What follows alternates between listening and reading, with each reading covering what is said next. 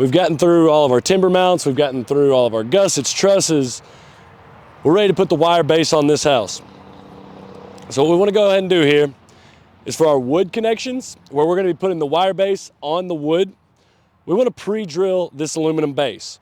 Now we got two different ways we can do that. One of the ways is if you've got a 1/8 drill bit, that'll be the perfect size so we can get the wood screws through here.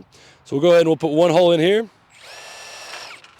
Or if you don't have a drill bit on hand, we do have the tech screws that come with your kit, and they work just as well. What you want to do is take your tech screw and just drill a hole straight through and back the tech screw out. We're going to go ahead here and put 3 holes in our base.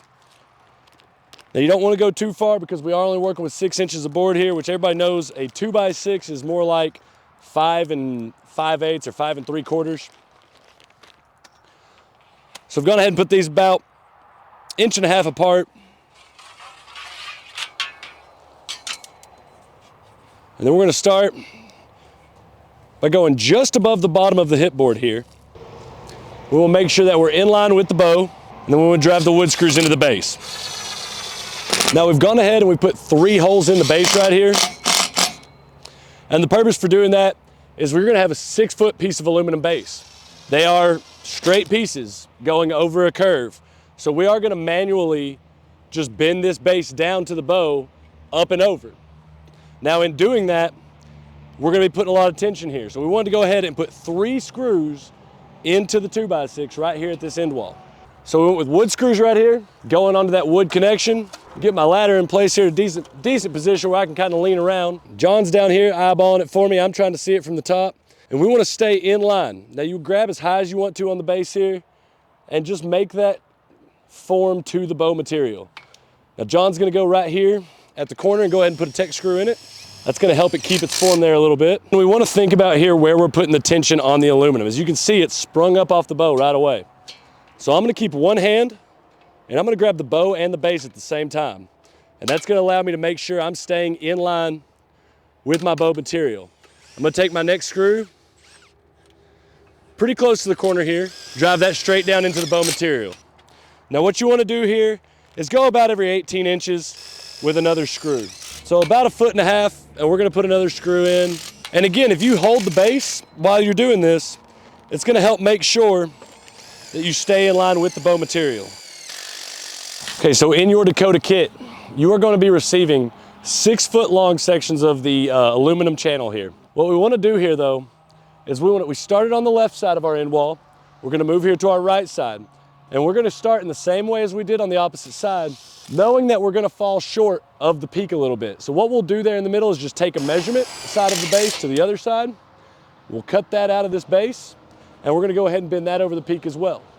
We'll show you that when we get there in just a second. Okay, so we've started on our outsides, guys. We've worked our way to the middle peak here. Now, we knew this was coming up. We already planned this ahead of time. We'll show you here what we do about this situation. We're gonna take our measuring tape, and we're gonna go ahead and go from where the base stops, for me in my right hand here. I'm gonna pull my measuring tape down along the peak, straight over the top. And it looks like if I go ahead and cut this piece of base at 29 inches, let's say 29 3/4 of an inch. Now that's for our particular gap. It may be a little bit different on each house. For us right here, the best cut's gonna be 29 3/4. We're gonna cut us a piece of base. We're gonna go ahead, again, we'll go 1, 2 tech screws right beside each other. We're gonna force it over the peak. We'll go 1, 2, and then we'll try to put 1 right up here near the peak as well.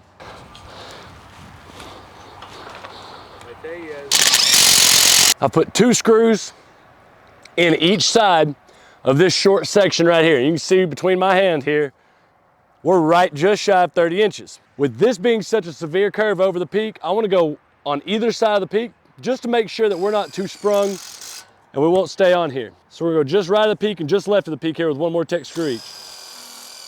We've made our tech screws go into the metal. You can see those down through here. We did wood screws into our wood connection. Now we're going to go along the baseboard here. So what we want to do is we want to be just at the top of the baseboard. Now John has already gone ahead and pre-drilled this for us with the wood connection, and you're going to use these wood screws, 1/8 drill bit, or you can use your tech screw to go ahead and pre-drill your base so that you can hang it here on the wood. So what John's going to do is go ahead and stick one side in on the far end, and that's going to hold that in place for him. And now if you are doing this by yourself, if you want to go ahead and start on this side and put one screw in and the other piece of the base is sitting on the other end of the base is sitting on the ground, that's going to be fine, because then you can come do exactly what John just did. He put one screw in one end and then he came and did the other end. Now if there is any sag in your material here between the bow and the top of the channel and the top of the board, he can come through now, and as he hits his pre-drilled holes every 18 inches or so, he can go ahead and just shift that up a little bit and put his wood screw in, and all the way down through here make slight adjustments, as long as he's put one end at the top of the board and the other end is the top of the board. So we just walk down to our other side here. As you can see, I got to pick my base up. Now you'll notice I don't have my base over the top of this other end bow yet. We've started on that end, we got that over the peak and we're ready to go. We're working our way down the sideboard. If you'd like to go ahead and do both peaks first, absolutely. But what I've done is, where I've not gotten both end walls done yet, I went ahead and cut this piece of base about 1.5 inches short of my board. And the purpose for doing that is, again, we're gonna run that piece of the other piece of base up and over the bow right here. So I've left room for our next piece of wire base to go in here. Make sure I'm level with the top of the board, put that screw in. Now, right away, we can see there's some sagging down through here on this. But that just means that now that I've got both ends level with the top of the board, as I come through here now and I put a screw here and one in here, I can just make those slight adjustments by raising it with my thumb, top of the board, and I can put my screws in right away. Okay guys, so we've hung the wire base down the hip board here. One thing I do want to say is, if your greenhouse kit does not have roll-up sides, one thing I want to say is we have put our wire base on this hip board because we're going to do roll-up sides on this house. Now, if you have not gotten roll-up sides with your greenhouse kit, you don't want to put your base on the hip board. You want your base down on the footboard. We still want to go with the top level of the board here with our base to make sure that our connection's not sitting in the dirt. Only if you do not have roll-up side. You want to put your base on the footboard, on the baseboard. For all other kits with the roll-up side, we only want base up here on the hip board. We won't end up putting any down here, because the wind strapping is what's gonna hold the film with the roll-up side tubing to the sidewall of the house. The last place we wanna put base on right now, before we get started with the film, is going to be right here on our end wall. So what we wanna do is, we've come a little bit past our board here on our end wall. We've come to the ground stake. We're gonna stop just shy of our board that goes down the length of the house. The reason for doing that, we have a roll-up side on this house. We don't want our end film to be secured way out here where it's gonna interfere with our roll-up pipe going up and down. So we're gonna stop just shy of the board there. We're gonna take a Tech screw and go right into the ground stake. Then we're gonna take wood screws for our wood connections the rest of the way across. So I've got a scrap piece in my hand here. It's not what we're gonna use, but I'm gonna use it as a demonstration of what we need here. So we've gotten the baseboard only on the end wall kits. We've gotten the baseboard with the wire lock on it. That way, when we do our end films, we have a place to secure it here near ground level. We have stopped shy of this vertical post right here on our end wall kit. And now on both sides, this is our door frame for our 6-foot roll-up door. Now on both sides, you'll want to stop shy of your square tubing.